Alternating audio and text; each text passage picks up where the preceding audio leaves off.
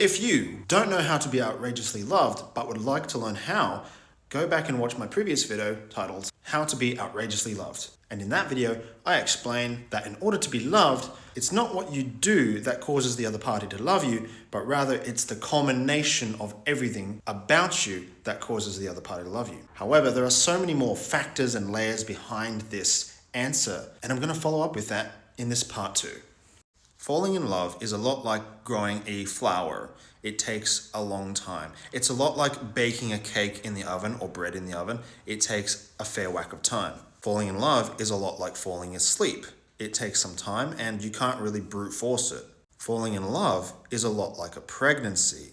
It's the same thing. It's sort of this environment in which X, Y, Z all have to unify in this creation of an outcome.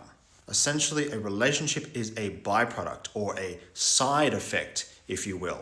I do have a short course in my bio if you're interested in looking more into that. But let's use the pregnancy example for a moment.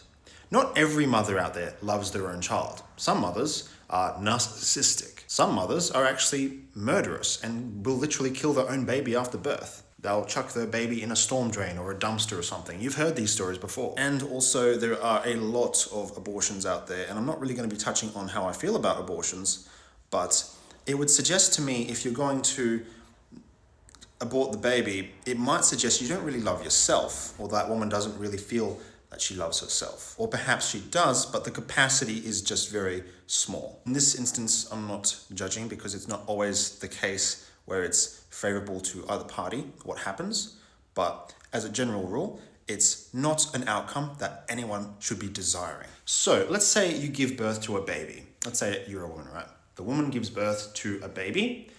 What would cause the woman, the mother, to not love the baby? Because as I stated in my last video, how to be loved outrageously is you are a culmination of all kinds of things. You are the summary of X, Y, and Z. The bread that's been baking in the oven is a combination of the water, the heat, the flour, the sugar, etc. And all these things combined eventually created a loaf of bread. The pregnancy, the same thing. Baby developing in the womb from the cells, the chromosomes, etc. By default, you would kind of expect a mother to love its own child. But in the event that a mother does not love her own child, why is this the case? Now, I'm going to show you this chart here that I've drawn. I've kept this up for several months now, and it's one of my favorite charts because this is what I call the map of life. This map of life tells you exactly how things function, essentially. So the environment, which is a culmination of all kinds of things, let's say the pregnancy, the baby is born. This is an event. This is the culmination of everything that's been happening in the environment. And the environment also does include things such as who you are, your feelings, your thoughts. That all goes back towards the environment, which created the event. If you want to be loved outrageously, this is an event, by the way, that comes about as a result of the environment. Now, the reason a mother might hate her own child is mainly because of this. Your perceptions or your beliefs, your paradigms, your interpretations. These are very interwoven. Now, the thing about this is not everyone shares the same belief or interpretation, right? These beliefs and interpretations, these are all culminations that have come about from the environment. Culminations. The actions you take are culminations of all your feelings, thoughts, interpretations, who you are, essentially.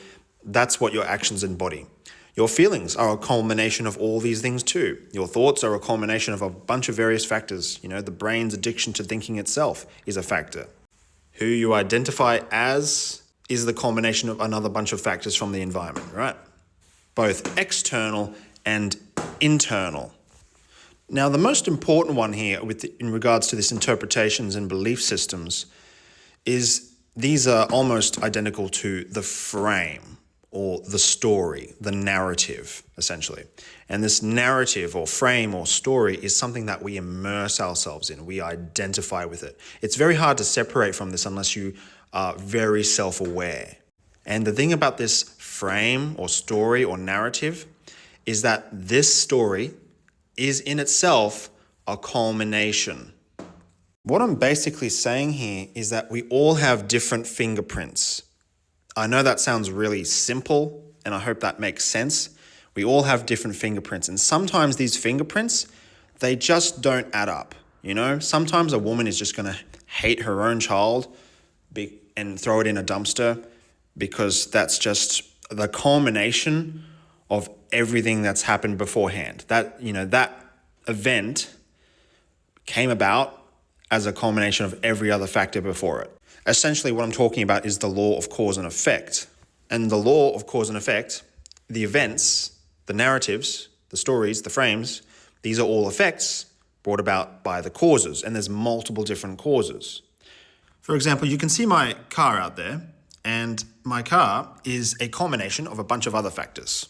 My car was invented through the mind of some very smart engineers. It was built in a factory here in Australia back in 2015. It was once owned by some warehouse dude, and one day I saw it on the internet and I bought it because I had the money. All thousands of effects. Now you might be thinking, what does anything I've been saying so far have anything to do with feeling outrageously loved? What I'm actually saying here is it all boils down to people's perceptions, people's interpretations, people's narratives. These narratives come about as side effects. These narratives and stories and interpretations and perceptions, these are all culminations of events. I feel like I'm trying to say that you have to be aligned with the love that you want to perceive, right? This is kind of 101 manifestation. You have to be in line or aligned with the variation of you that receives love, right? But what I'm saying is that in order for someone to love you, it's on their end to do so. It is within that person's narrative, perception, paradigm, whether to love you or not. Now, there is a law of entropy, and it's basically the universe's way of saying no. And no is always the default. Yes is the miracle. So whenever someone actually loves you, this is not the default. That is a miracle. Even when you love someone, that could be a miracle. I suppose what I'm saying here, in order to be outrageously loved, bring about a culmination.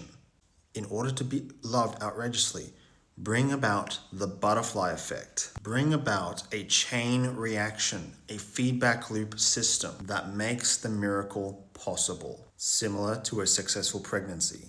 Cause to bring about a chain reaction of events that culminates in the reality that you are loved and receive love.